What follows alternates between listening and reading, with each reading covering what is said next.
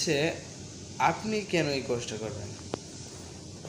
আপনি যদি অনেকে ফিউচার প্ল্যান থাকে যে আমি কোয়ালিটি ম্যানেজমেন্ট সিস্টেমে কাজ করব, কিউএমএসে কাজ করব, তো অনেকেই বলে যে আসলে কিউএমএস অডিটর ওদের কী কী কাজ, বা একটা কিউএমএস অডিটর হিসেবে তার কী কী কাজ থাকতে পারে এবং কী কী কাজ শেখা দরকার একজন কিউএমএস অডিটরের। তার জন্য একটা কমপ্লিট গাইডলাইন হবে এই কিউএমএস অডিটর ট্রেনিংটা। এই ট্রেনিংয়ে অনেকগুলো কন্টেন্ট আছে, সেকশন ভিজিট, যে সে কীভাবে অডিট করবে, অডিটের ধাপগুলো কী কী, স্ট্যান্ডার্ড অডিট সিস্টেম। তারপর এখানে থাকবে ট্রেনিংয়ে কী কী ধাপ ফলো করবে, রিক্রুটমেন্ট কী কী ফলো করবে, কীভাবে সে কন্টিনিউয়াস প্রসেস ইমপ্লিমেন্ট করবে, এবং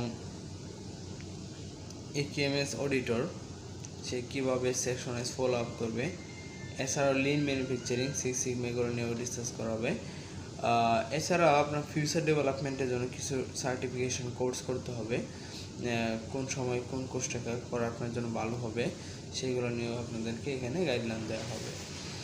এক কথায় যারা কিউএমএসে কেরিয়ার ডেভেলপমেন্ট করতে চান তাদের জন্য একটা কমপ্লিট গাইডলাইন হবে, আপনাদেরকে প্রত্যেকটা সেকশন ভালোভাবে বুঝিয়ে দেওয়া হবে।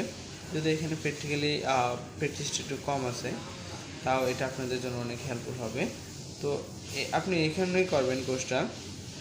অ্যাকচুয়ালি কিউএমএস অডিটরের কী কী কাজ এবং কিউএমএসের পরিধিটা কতটুকু, তারপর কিউএমএসে কী কী করতে হয় সব কিছু আপনি ডিটেলস এখান থেকে জানতে পারবেন।